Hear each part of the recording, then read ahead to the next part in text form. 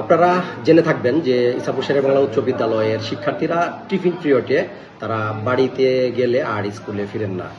আর এটি আমি সভাপতি দায়িত্ব পাওয়ার পর বিষয়টি যখন জানতে পেরেছি, তখন তাদের এই বাড়ি থেকে বিদ্যালয়ে যেহেতু আসে না, তাদেরকে কিভাবে বিদ্যালয়ে টিফিনের সময় ধরে রাখা যায় সেটি চিন্তা করেই আগামী 1 আগস্ট বিদ্যালয়ে মিড ডে মিলের শুভ উদ্বোধন এবং অভিভাবক সমাবেশের আয়োজন করা হয়েছে। আর উক্ত সমাবেশের সকল প্রস্তুতি প্রায় শেষের দিকে, এখন শেষ মুহূর্তে প্রস্তুতি চলছে।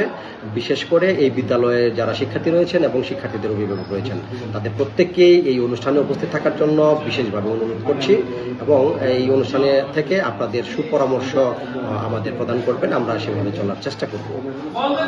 এবং এই অনুষ্ঠানের সকল প্রস্তুতি, আবারও বলছি, এই অনুষ্ঠানের সকল প্রস্তুতি প্রায় শেষের দিকে।